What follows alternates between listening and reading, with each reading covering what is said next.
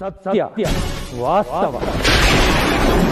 ಶಿವಾನಿ ಆ ದುರುಳರ ಯೋಚನೆಯಿಂದ ಬಂಧಿಸಿ ಬಿಟ್ಟಿದ್ದಳು ಮಾತಾ. ಪರಮೇಶ್ವರ, ಇಲ್ಲ ಇಲ್ಲ, ಶಿವಾನಿ ಹಾಗೆ ಮಾಡುವುದಕ್ಕೆ ಸಾಧ್ಯವೇ ಇಲ್ಲ. ನಾನು ಹಾಗೆ ಅಂದುಕೊಂಡಿದ್ದೆ ಮಾತಾ. ಆದರೆ ಶಿವಾನಿ, ಅವಳಿಗೆ ಮನುಷ್ಯರ ಮೋಸದ ಗುಣ ಬಂದಿದೆ.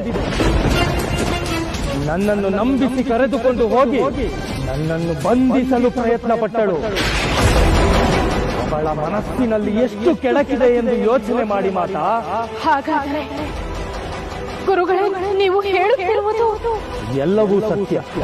ಇಲ್ಲಿಂದ ಹೋದ ಕೂಡಲೇ ಶಿವಾನಿ ಮನುಷ್ಯರಾಗಿ ಬದಲಾಗಿದ್ದಾಳೆ.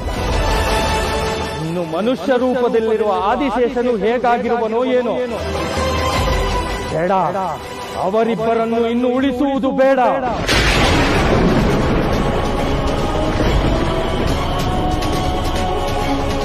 ಗುರುಗಳೇ, ಶಾಂತರಾಗಿ. ನನ್ನ ಕಂದ ಆದಿಶೇಷ ನಿಮ್ಮ ಮೇಲೆ ಉದ್ದಟತನ ತೋರಲಿಲ್ಲವೇ? ತೋರಿಲ್ಲ. ಆದರೆ ಅವನು ಶಿವಾನಿಯ ಹಾಗೆ ಬದಲಾಗಿದ್ದರೆ ಅವನು ಉಳಿಯುವುದಿಲ್ಲ. ಶಿವಾನಿಯನ್ನು ನಾನು ಉಳಿಸೋಲ್ಲ. ಗುರುಗಳೇ, ಅಯ್ಯೋ ಪರಮೇಶ್ವರ, ಇದೇನು ನಿನ್ನ ಪರೀಕ್ಷೆ?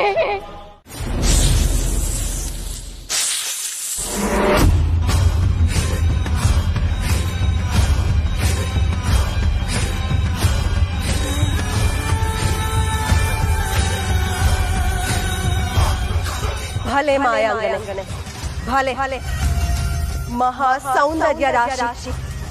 ಆವತ್ತು ನಾನು ಹೇಗಿದ್ದೇನೋ ಇವತ್ತಿಗೂ ನಾನು ಹಾಗೆ ಇದ್ದೇನೆ. ಹಾಗೆ ಭೂಲೋಕಕ್ಕೆ ಬಂದಿದ್ದೇನೆ. ನನ್ನ ಸೌಂದರ್ಯವನ್ನು, ನನ್ನ ರೂಪ, ನನ್ನ ಮೈಮಾಟವನ್ನು ನಾನು ಉಳಿಸಿಕೊಂಡಿರುವುದೇ ನನ್ನ ಆದಿಶೇಷನನ್ನು ಪಡೆಯುವುದಕ್ಕಾಗಿ.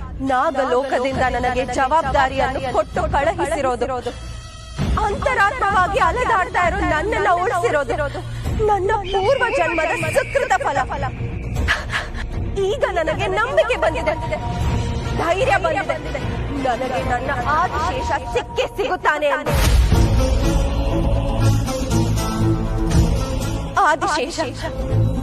ಆದಿಶೇಷ ಎಂಬ ಹೆಸರು ಕೇಳಿದ ತಕ್ಷಣ ಅವನನ್ನು ನೋಡಬೇಕು, ಅವನನ್ನು ಮಾತಾಡಿಸಬೇಕು, ಅವನನ್ನು ಅಪ್ಪಿಕೊಳ್ಳಬೇಕು ಎಂದು ಎನಿಸುತ್ತಿದೆ.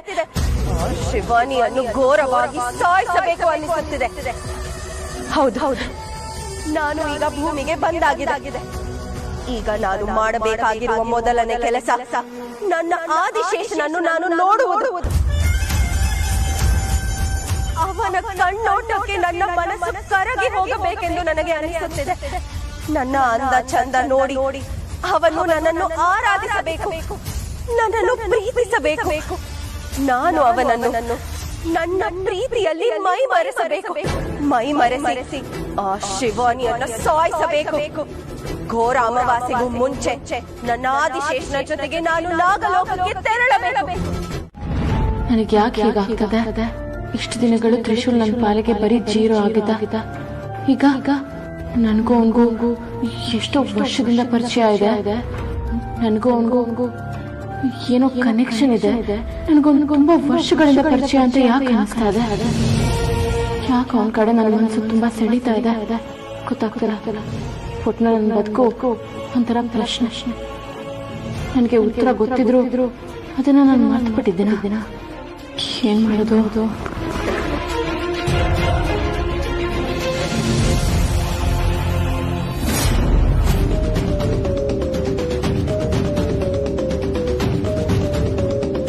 ಅಯ್ಯೋ, ನನ್ ಇನ್ನೊಂದು ಕಾಲುಂಗುರ ಏನಾಯ್ತು?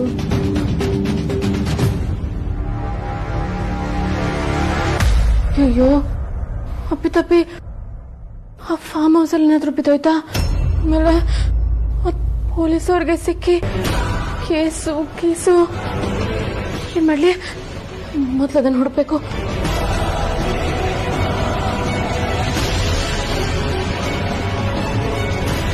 ಶಿವಾನಿ, ಏನ್ ಶಿವಾನಿ ಗಾಬರಿಲ್ ಬರ್ತಾ ಇದ್ಯಾ? ಎಲ್ಲ ಹೊರಟಂಗಿದೆ. ಎಲ್ಲಿಗೆ ಅಂತ ಕೇಳಬಾರ್ದು, ನೀನು ಹೇಳ್ಬಿಡು. ದೇವಸ್ಥಾನಕ್ಕೆ ಹೋಗ್ತಾ ಇದ್ದಾನೆ. ಓ, ದೇವಸ್ಥಾನಕ್ಕ? ಸರಿ, ಹಾಗಾದ್ರೆ ನಾನು ಬರ್ತೀನಿ. ದೇವ್ರ ಹತ್ರ ಒಂದಷ್ಟು ಕಂಪ್ಲೇಂಟ್ಗಳು ಹೇಳೋದಿದೆ, ಬಾ ಹೋಗೋಣ. ಬೇಡ ಬೇಡ, ಒಬ್ಳೇ ಹೋಗ್ಬೇಕು. ಹಾಗಂತ ಹರಕೆ ಏನಾದರೂ ಹೊತ್ಕೊಂಡಿದ್ಯಾ? ಹಾ ಹೌದು, ಹಾಗ ಹರಕೆ ಮಾಡ್ಕೊಂಡಿದ್ದೀನಿ. ಓ, ದೇವಸ್ಥಾನಕ್ಕೆ ಒಬ್ಬರು ಹೋಗ್ಬೇಕು ಅಂತೆಲ್ಲ ಹರಕೆ ಹೊತ್ಕೋತಾರ? ನಾನು ಕೇಳಿರಲಿಲ್ಲಪ್ಪ. ಅಲ್ಲ, ಇವಾಗ ಇಲ್ಲಿಂದ ನೀನು ಒಬ್ಳೆ ಹೋಗ್ತೀಯಾ? ಅಲ್ಲಿ ದೇವಸ್ಥಾನದಲ್ಲಿ ಬೇರೆ ಬೇರೆ ಕಡೆಯಿಂದ ಜನ ಬಂದಿರ್ತಾರಲ್ಲ, ಮತ್ತೆ ಒಬ್ಳೆ ಹೋದಂಗೆ ಹೆಂಗಾಗತ್ತೆ? ಅದ್ ಹಾಗಲ್ಲ ತ್ರಿಶೂಲ್. ಹರಕೆ ಅಂದ್ರೆ ಒಬ್ಳೆ ಹೋಗಿ ಕೈ ಮುಗಿದ್ ಬರೋದಲ್ಲ. ಒಬ್ಳೆ ಹೋಗಿ ಸ್ವಲ್ಪ ಹೊತ್ತು ಕೂತ್ಕೊಂಡು ಮನ್ಸಿನ ಭಾರ ಎಲ್ಲ ಇಳಿಸಿ ಹಗುರಾಗಿ ಬರೋದು. ಈಗ ನೀ ನನ್ನ ಜೊತೆಗೆ ಬಂದ್ರೆ ಅತ್ತು ಹಗುರ ಆಗೋದಕ್ಕಾಗಲ್ವಲ್ಲ, ಅದಕ್ಕೆ ಹೇಳ್ದೆ. ಶಿವಾನಿ, ಹತ್ತು ಮನ್ಸು ಹಗರ ಮಾಡ್ಕೊಳ್ಳೋದಕ್ಕೆ ನಿನಗೆ ಬೇಜಾರಾಗುವಂತ ವಿಷಯ ಅಂತದ್ದು ಏನಿದೆ? ಆಯ್ತು, ಸಂತೋಷ ಆಗುವಂತ ವಿಚಾರ ನನ್ನ ಹತ್ರ ಏನಿದೆ? ಇಲ್ಲ. ಸುತ್ತ ನಡೀತಿರೋ ಘಟನೆಗಳೆಲ್ಲ ಬೆಚ್ಚಿ ಬೀಳ್ಸೋ ತರ ಇದೆ. ನನ್ನ ಮನ್ಸಲ್ಲಿ ಸಾಕಷ್ಟು ಗೊಂದಲಗಳಿದೆ, ಯಾವುದಕ್ಕೂ ಉತ್ತರ ಇಲ್ಲ. ಸ್ವಾಮಿಗಳು ಬೇರೆ ನಮ್ಮಿಬ್ರು ಪ್ರಾಣಕ್ಕೆ ಅಪಾಯ ಇದೆ ಅಂತ ಹೇಳಿದ್ದಾರೆ. ಇಷ್ಟೆಲ್ಲ ಇದ್ಮೇಲೂ ಸಂತೋಷವಾಗಿ ನೆಮ್ಮದಿಯಾಗಿರೋಕೆ ಹೇಗ್ ಸಾಧ್ಯ ತ್ರಿಶೂಲ್? ಯಾರು? ನಿನ್ ಗಂಡನಲ್ಲ ತಾನೆ? ಏನಮ್ಮ ಶಿವಾನಿ, ಅಂತದೇನ್ ಮರ್ತ ಹೋಗಿದ್ದೆ? ದೇವಸ್ಥಾನಕ್ಕೆ ಹೋದ್ರೆ ವಾಪಸ್ ಬಂದೆ. ಅದು ಮನೇಲಿ ಎಲ್ರಿಗೂ ಒಳ್ಳೇದಾಗ್ಲಿ ಅಂತ ಹರಕೆ ಕಟ್ಟಿಟ್ಟಿದ್ದೆ. ಅದನ್ನ ಇಲ್ಲೇ ಮರ್ತು ಹೋಗ್ಬಿಟ್ಟಿದ್ದೀನಮ್ಮ. ಅದಕ್ಕೆ ತಗೊಂಡ್ ಹೋಗೋಣ ಅಂತ ಬಂದಿದ್ದೀನಿ. ಹೌದೇನಮ್ಮ? ಸರಿ, ನಿಂತ್ಕೋ.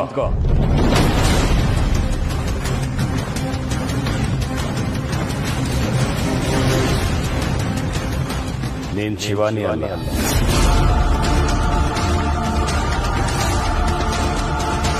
ಇನ್ನೊನ್ನೆ ಕೇಳ್ತಿರೋದು ಏನು? ನೀನು ಮಾತಾಡೋ ರೀತಿ, ನಮ್ಮ ಮಾತಿಗೆ ರಿಯಾಕ್ಟ್ ಮಾಡೋ ರೀತಿ ನೋಡಿದ್ರೆ ನೀನ್ ನಮ್ ಶಿವಾನಿ ಅಲ್ಲ. ಅಲ್ಲ, ಏನು ಗೋವಿಂದ ಮಾವ ಅಂತ ಕೇಳ್ತಿದ್ದೋಳು ಇವತ್ತು ಏನು ಅಂತ ಕೇಳ್ತಿದ್ಯಾ? ಅಯ್ಯೋ ಗೋವಿಂದ್ ಮಾವ, ನೀವ್ ತುಂಬಾ ಕಾಮಿಡಿ ಮಾಡ್ತೀರಾ. ನಿನ್ನ ನಗು ಕೂಡ ಶಿವಾನಿ ತರ ಇಲ್ಲ.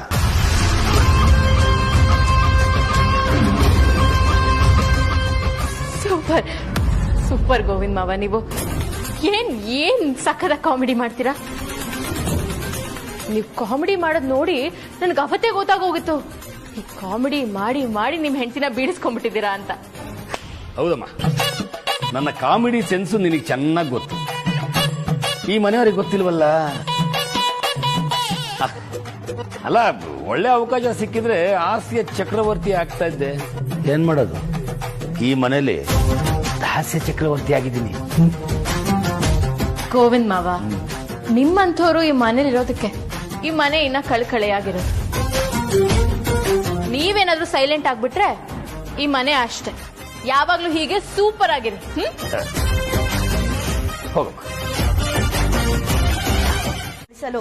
ಯಾವ ಲೋಕದ ಮೇಲೂ ಯುದ್ಧಕ್ಕೆ ತಯಾರಾಗಿ ಬಂದಿರ್ತಾರೆ. ಹಾಗಾಗಿ ನಮ್ಮ ಶಕ್ತಿ, ನಮ್ಮ ಯುಕ್ತಿ, ಎಲ್ಲಾ ರೀತಿಯ ಪ್ರಯತ್ನಗಳನ್ನು ಬಳಸಿ ನಾವು ಕಾರ್ಯಶಾಲಿಯಾಗಬೇಕು. ಆದರೆ ಈ ವಿಚಾರವಾಗಿ ಗುರುಗಳು ಯಾವ ಮಾತು ಹೇಳಲಿಲ್ವಲ್ಲ? ನಿನ್ನ ಗುರುಗಳಿಗೆ ಈ ವಿಚಾರ ಮೊದಲೇ ತಿಳಿಯೋ ಶಕ್ತಿ ಇಲ್ಲದಿರಬಹುದು. ಆದರೆ ನಾಗಲೋಕದವರು ಅಂತಿಮ ಹೋರಾಟ ಮಾಡೇ ಮಾಡುತ್ತಾರೆ. ಅವರ ವಿರುದ್ಧ ಯಾರೇ ತಿರುಗಿ ಬಿದ್ದರೂ ಯುದ್ಧ ನಡೆಯುತ್ತೆ. ಈ ವಿಚಾರ ನಿನ್ನ ಗುರುಗಳಿಗೆ ಗೊತ್ತಿದೆಯೋ ಗೊತ್ತಿಲ್ವೋ, ಆದಷ್ಟು ಬೇಗ ಈ ವಿಚಾರನ ನಿನ್ನ ಗುರುಗಳಿಗೆ ತಿಳಿಸು. ನಾಗ ಸೈನಿಕರು ಒಟ್ಟಾಗಿ ಬಂದ್ರೆ ನಮ್ಮ ಯಾವುದೇ ಶಕ್ತಿಯು ಅವರ ಎದುರು ಸೋತ್ ಹೋಗುತ್ತೆ. ಈಗಲೇ ಹೋಗಿ ತಿಳಿಸ್ತೀನಿ.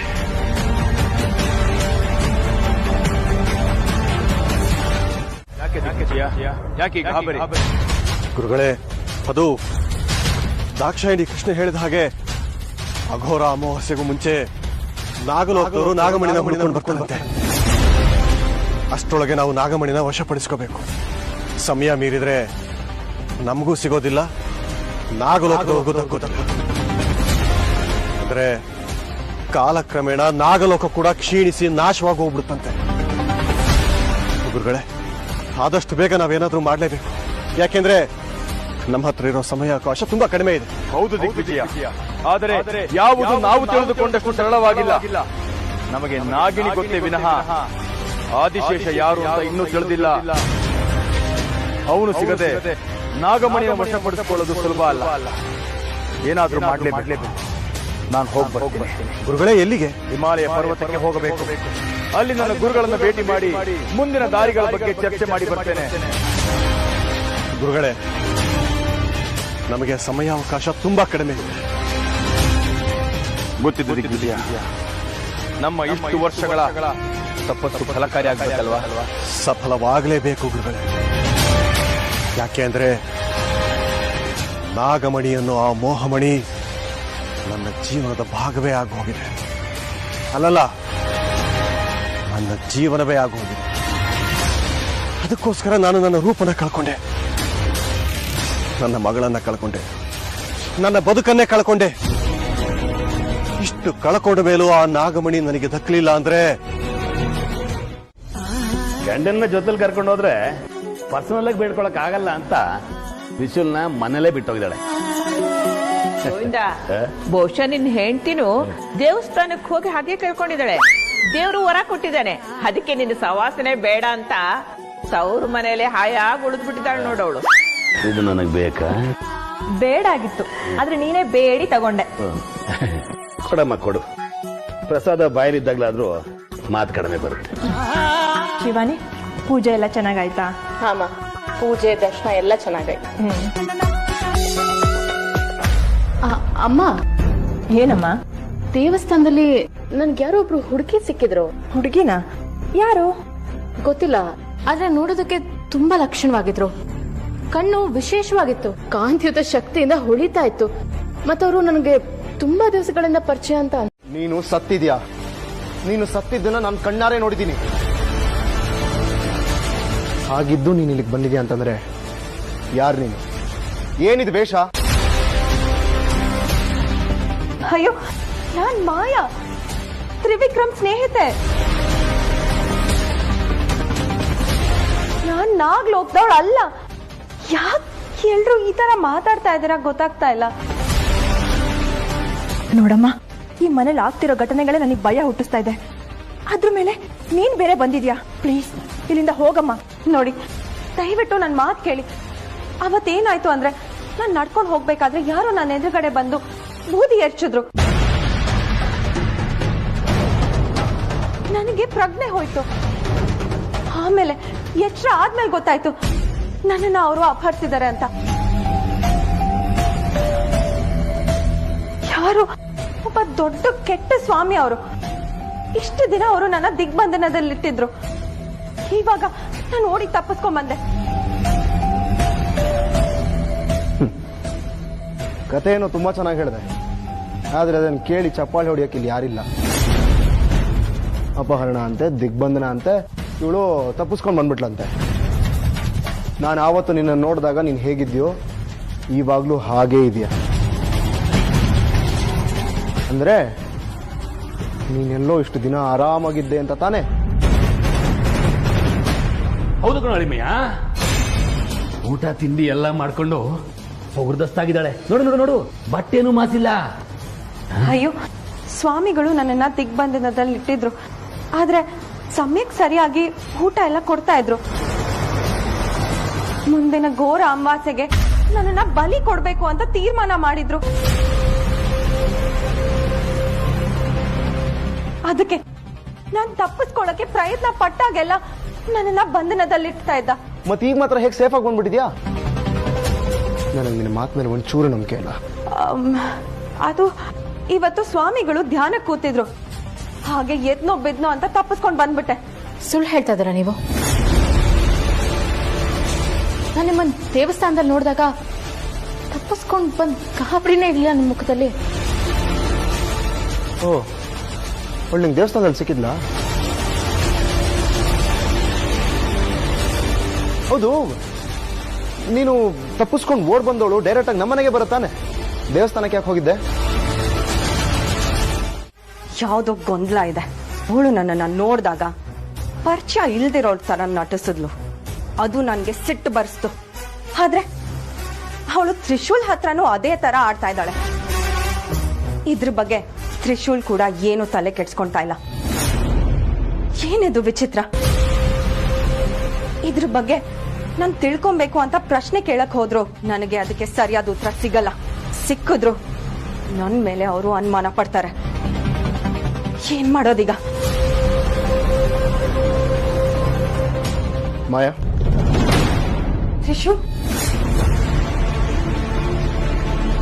ತ್ರಿಶೂಲ್, ನೀನೇನಿಲ್ಲಿ? ನಿನಗೆ ಒಂದಷ್ಟು ಪ್ರಶ್ನೆಗಳು ಕೇಳಿದಿದೆ, ಅದಕ್ಕೆ ಬಂದೆ. ನನ್ ಬಗ್ಗೆನಾ? ಏನು?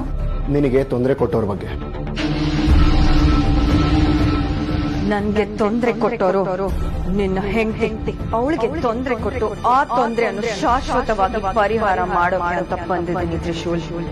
ಮಾಯಾ, ನಾನು ಒಂದು ನಿರ್ಧಾರಕ್ಕೆ ಬಂದಿದ್ದೀನಿ. ಏನು? ಈಗ ನೀನು ನಮ್ಮ ಮನೆಗೆ ಬಂದಿದ್ಯಾ ಅಂದ್ರೆ ನೀನು ನಮ್ಮ ಜವಾಬ್ದಾರಿ. ನಿನಗೆ ತೊಂದರೆ ಕೊಟ್ಟವ್ರನ್ನ ಸುಮ್ಮನೆ ಬಿಡಬಾರ್ದು. ಹೇಳು, ಯಾರು ನೀನು ತೊಂದರೆ ಕೊಟ್ಟವರು? ಮಾಯಾ, ನಿನ್ನೇ ಕೇಳ್ತಾ ಇರೋದು, ಹೇಳು. ಅದು ನನಗ್ ಗೊತ್ತಿಲ್ಲ ಅಂತ ಹೇಳಿದ್ನಲ್ಲ ತ್ರಿಶೂಲ್. ಕಾರಣ ಇಲ್ಲದೆ ಯಾರು ಯಾರಿಗೂ ಸುಮ್ಮನೆ ತೊಂದರೆ ಕೊಡೋದಿಲ್ಲ. ಏನಾದ್ರೂ ಒಂದು ಕೆಟ್ಟ ಕಾರಣ ಇದ್ದೇ ಇರುತ್ತೆ, ಅಥವಾ ಒಳ್ಳೆ ಉದ್ದೇಶನೂ ಇರಬಹುದು. ನನಗ್ ಗೊತ್ತಿಲ್ಲ ಅಂದ್ಮೇಲೆ ನೀನ್ ಕೇಳೋ ಪ್ರಶ್ನೆಗಳಿಗೆ ನಾನು ಉತ್ತರ ಹೇಗ್ ಕೊಡ್ಲಿ ತ್ರಿಶೂಲ್? ಅದ್ರಲ್ಲೂ ಅದ್ರ ಬಗ್ಗೆ ನನ್ಗೆ ನೆನ್ಸ್ಕೊಂಡ್ರೆ ತುಂಬಾ ಭಯ ಆಗುತ್ತೆ. ಅದನ್ನ ನಾನು ಮರಿತಾ ಇದ್ದೀನಿ ತ್ರಿಶೂಲ್. ನನ್ಗೆ ಅದನ್ನ ನೆನಪು ಮಾಡ್ಬೇಡ. ಅಲ್ಲ, ನೀನು ಅಲ್ಲಿಂದ ತಪ್ಪಿಸ್ಕೊಂಡು ಬಂದಿದ್ಯಾ, ಅವರು ನಿನ್ನನ್ನು ಮತ್ತೆ ಹುಡ್ಕೊಂಡು ಬರೋದಿಲ್ವಾ? ಆಗ ಮತ್ತೆ ನಿನ್ ತೊಂದರೆ ಆಗೋದಿಲ್ಲ. ಹಾಗೆಲ್ಲ ಆಗ್ಬಾರ್ದು ಅಂದ್ರೆ ಅವ್ರು ಯಾರು ಅಂತ ಕರೆಕ್ಟ್ ಆಗಿ ತಿಳ್ಕೊಂಡು ಮತ್ತೆ ನಿನಗೆ ಸಮಸ್ಯೆ ಬರದೇ ಇರೋ ತರ ನೋಡ್ಕೋಬೇಕು. ಹೇಳು, ನಿನ್ನ ಎಲ್ಲಿ ಕರ್ಕೊಂಡು ಹೋಗಿದ್ರು, ಎಲ್ಲಿ ಅಂದ್ರೆ ಅಂತರದಲ್ಲಿ ನನಗೊಂದು ಜಾಗ ಇದೆ ಅನ್ನೋ ಸೂಚನೆನಾ?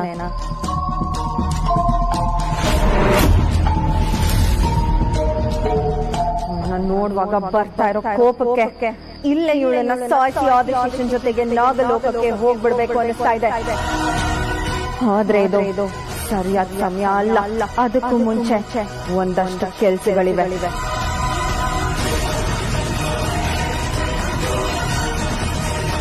ಇವಳು ನಿನ್ನೆ ನಮ್ಮ ಮೊದಲು ಮದ್ವೆ ಆಗೋಕೆ ಹುಟ್ಟಿದಾಳೆ ಅಷ್ಟೇ ಆದಿಶೇಷ.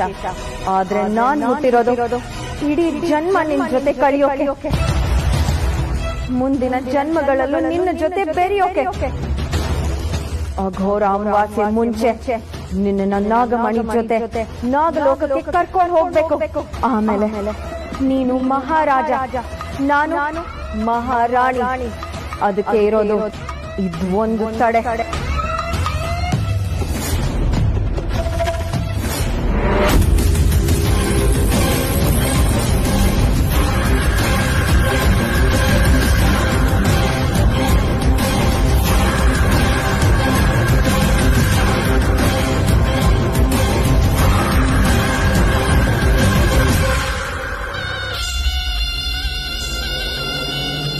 ಇದು ನಿನ್ನ ಜಾಗ, ನನ್ನ ಜಾಗ ಏನಿದ್ರು ನನ್ನ ಆದಿಶೇಷನ ಪಕ್ಕ.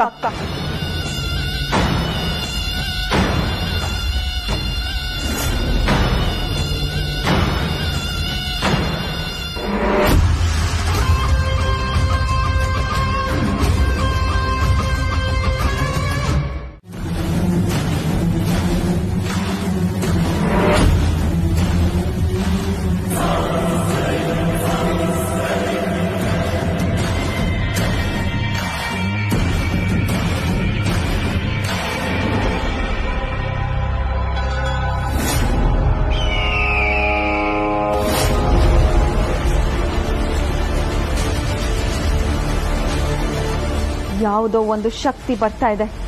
ಯಾರೋ ನಾಗ ವಿರೋಧಿಗಳು ತಂತ್ರವಿದ್ಯೆ ಪ್ರಯೋಗ ಮಾಡಿದ್ದಾರ ನನ್ನ ಮೇಲೆ. ನಾನು ಈ ಲೋಕಕ್ಕೆ ಬಂದಿರೋ ವಿಚಾರ ಯಾರಿಗ್ ಗೊತ್ತಿದೆ? ನನ್ನ ಶತ್ರು ಶಿವಾನಿ ಪಕ್ಕದ ಕೋಣೆಯಲ್ಲಿ ಸ್ತಂಭನಾವಸ್ಥೆಯಲ್ಲಿದ್ದಾಳೆ. ನನ್ನ ಅಸಲಿ ರೂಪಕ್ಕೆ ನಾನು ಬದಲಾಗೋವರೆಗೆ ಅವಳು ಎಚ್ಚರ ಆಗಲ್ಲ. ಹಾಗಿದ್ಮೇಲೆ ಈ ಪ್ರಯೋಗ ಮಾಡ್ತಾ ಇರೋದು ಯಾರು? ಪ್ರಯೋಗ ಆಗ್ತಾ ಇರೋದು ನನ್ನ ಮೇಲ, ಶಿವಾನಿ ಮೇಲ? ಯಾರು ನೀವು? ನಿಮ್ಮನ್ನೇ ಕೇಳ್ತಾ ಇರೋದು, ಯಾರು ನೀವು? ಇದೇನ್ ತ್ರಿಶೂಲ್ ಹಾಗೆ ಹೇಳ್ತಿದ್ಯಾ? ನಾವ್ ಯಾರು ಅಂತ ಗೊತ್ತಿಲ್ವಾ? ನಾನ್ ದಾಕ್ಷಾಯಿಣಿ, ಇವಳು ಕೃಷ್ಣೆ. ಎಲ್ಲಿಗೆ ಹೋಗಿ ಬರ್ತಾ ಇದ್ದೀರಾ? ಇಷ್ಟೊತ್ತಲ್ಲಿ ಎಲ್ಲಿಗೆ ಹೋಗಿ ಬರ್ತಾ ಇದ್ದೀರಾ ಅಂತ ಕೇಳಿದೆ. ಪೂಜೆಗೆ ಹೋಗಿದ್ವಿ. ಇಷ್ಟೊತ್ತಲ್ಲಿ ಯಾವ ಪೂಜೆ? ಇವತ್ತು ಮಂಗಳವಾರ ಅಲ್ವಾ? ಹೋಮ ಇತ್ತು. ಮಧ್ಯರಾತ್ರಿಲಿ ಹೋಮನ? ಇದೇನ್ ತ್ರಿಶೂಲ್ ಹೀಗೆ ಮೇಲಿಂದ ಮೇಲೆ ಪ್ರಶ್ನೆ ಕೇಳ್ತಾ ಇದ್ಯಾ? ಮನೆಯಲ್ಲಿ ಆಗ್ಬಾರ್ದು ಆಗ್ತಾ ಇದೆ ಅಂದಾಗ ಈ ತರ ಪ್ರಶ್ನೆಗಳೆಲ್ಲ ಕೇಳ್ಬೇಕಾಗಿ ಬರುತ್ತೆ. ತ್ರಿಶೂಲ್, ಅಂಥದ್ದೇನಾಯ್ತು ಈಗ?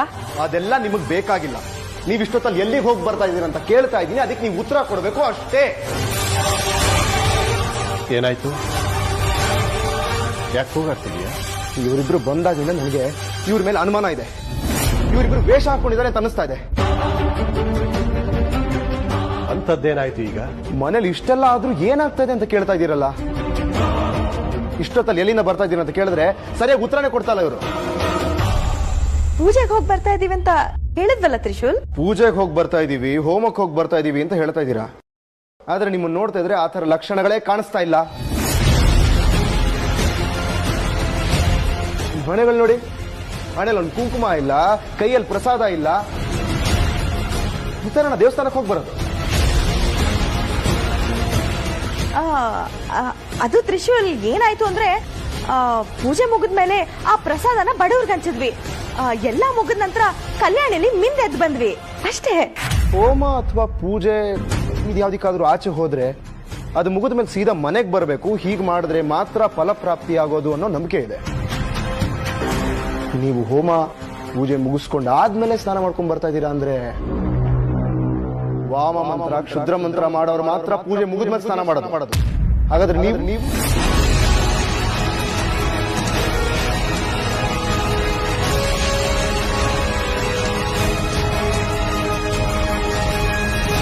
ತ್ರಿಶೂಲ್, ಯಾಕೆ ಹೀಗೆ ಮಾತಾಡ್ತಿದ್ಯಾ? ಅಲ್ಲ, ಏನಾಗಿದೆ ನಿನಗೆ? ಇವರು ನಮ್ಮವರು, ಇವ್ರ ಮೇಲೆ ಅನುಮಾನ ಪಡ್ತಿದ್ಯಾ? ನೋಡು, ಈ ಮನೆಯಲ್ಲಿ ಇದ್ಕೊಂಡು ಈ ಮನೆಗೆ ತೊಂದರೆ ಆಗದಿರೋ ರೀತಿನಲ್ಲಿದ್ದಾರೆ. ಇವ್ರ ಮೇಲೆ ಅನುಮಾನ ಪಡೋದು ಸರಿ ಅಲ್ಲ ಅಲ್ವಾ? ಅನುಮಾನ ಪಡಬೇಕು ಅಥವಾ ಅವಮಾನ ಮಾಡಬೇಕು ಅನ್ನೋದು ನನ್ನ ಉದ್ದೇಶ ಅಲ್ಲ. ಆದ್ರೆ ಯಾರನ್ನ ನಂಬಬೇಕು, ಯಾರನ್ನ ನಂಬಾರ್ದು ಅಂತಾನೆ ಗೊತ್ತಾಗ್ತಾ ಇಲ್ಲ.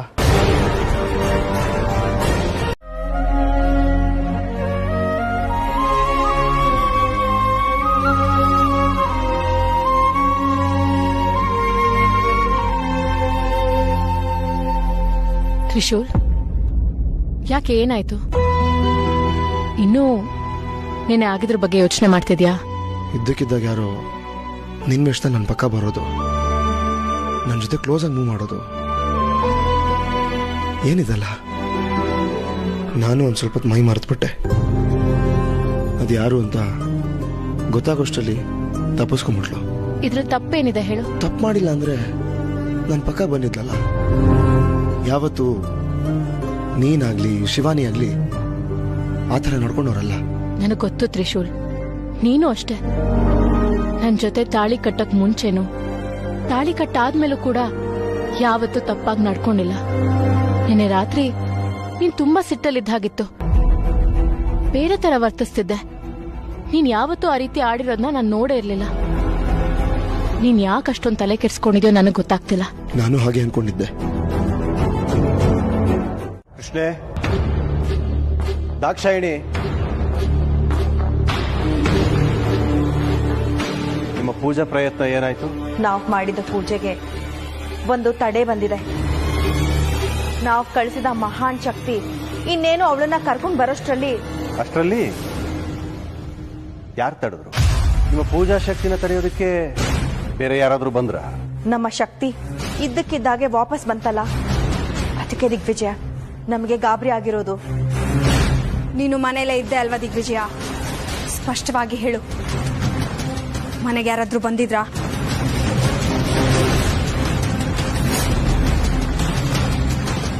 ಶಿವಾನಿ ಬಂದು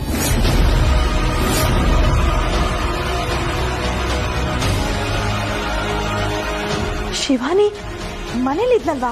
ಹೌದು, ಮನೆಯಲ್ಲೂ ಒಬ್ಳಿದ್ಲು, ಹೊರಗಡೆಯಿಂದನೂ ಒಬ್ಳು ಬಂದಿದ್ಲು. ಏನ್ ಹೇಳ್ತಿದ್ಯಾ ದಿಗ್ವಿಜಯ? ಹೌದು, ಮನೆಯಲ್ಲಿ ಶಿವಾನಿ ರೂಪದಲ್ಲಿ ಇದಕ್ಕಿದ್ದ ಹಾಗೆ ತ್ರಿಶೂಲ್ ರೂಮ್ಗೆ ಒಬ್ಳು ಹೋಗಿದ್ಲು. ನಿಮ್ಮ ಪೂಜೆಯಿಂದಾಗಿ ಅಸಲಿ ರೂಪ ಬದಲಾಗುತ್ತೆ ಅಂತ ಹೇಳಿದ್ರಿ ಅಲ್ವಾ? ಮಾಯಾಂಗನೇ ಶಿವಾನಿಯಾಗಿ ಬದಲಾಗಿದ್ದ. ಅಂದ್ರೆ ಶಿವಾನಿನೇ ನಾಗಿಣಿನ.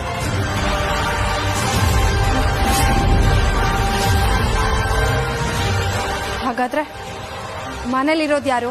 ಅದೇ ಗೊತ್ತಾಗ್ತಾ ಇಲ್ಲ. ಶಿವಾನಿ ಬೇರೆಲ್ಲೋ ಇದ್ಕೊಂಡು ಅವಳು ಬೇರೆ ತರನೇ ನಾಟಕ ಆಡ್ತಾ ಇದ್ದಾಳೆ. ಎಲ್ಲ ಗೊಂದಲ. ಮೊನ್ನೆ ಏನಾಯ್ತು ಅಂದ್ರೆ,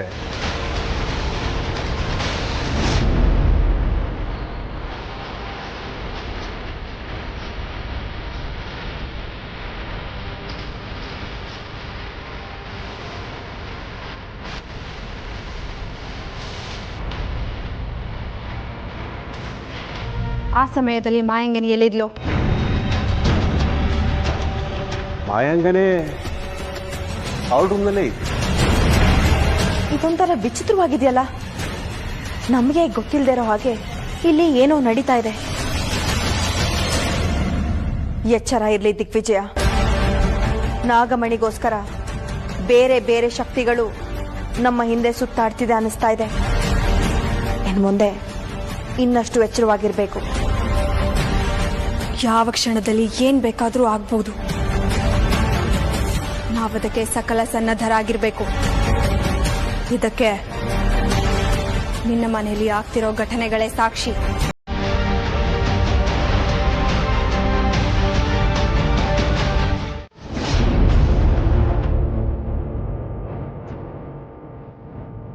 ಇಷ್ಟ ಆಯ್ತು.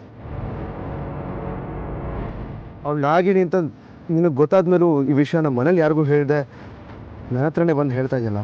ನಿನ್ನ ಮನಸ್ಸು ಎಷ್ಟು ಒಳ್ಳೇದು. ಖುಷಿ ಆಯ್ತು ನನಗೆ. ಹಾಗಾಗಿ ಈಗ ಮನೇಲಿರೋದು ಶಿವಾನಿ ಅಲ್ಲ. ಶಿವಾನಿ ಅಲ್ಲ, ಅದು ಶೈಲು ಅಂತ ನಾನು ನಿನಗೆ ಮಾತ್ರ ಹೇಳಿರೋದು. ಮನೇಲಿ ಈ ವಿಷಯ ಯಾರಿಗೂ ಗೊತ್ತಿಲ್ಲ. ಪಾಪ ಶೈಲು ಇಲ್ಲಿ ಬಂದು ಶಿವಾನಿ ಥರ ನಾಟಕ ಆಡ್ತಾ ಇದ್ದಾಳೆ. ಶಿವಾನಿಗೂ ಶೈಲಿಗೂ ಒಂಚೂರು ವ್ಯತ್ಯಾಸ ಇಲ್ಲ ಗೊತ್ತಾ. ಮನೆಯವ್ರಿಗೂ ಹಾಗೆ ಹೇಳಿ ನಂಬಿಸಿದ್ದೀನಿ. ದಯವಿಟ್ಟು ಈ ವಿಚಾರ ನಮ್ಮಿಬ್ರಲ್ಲೇ ಇರಲಿ.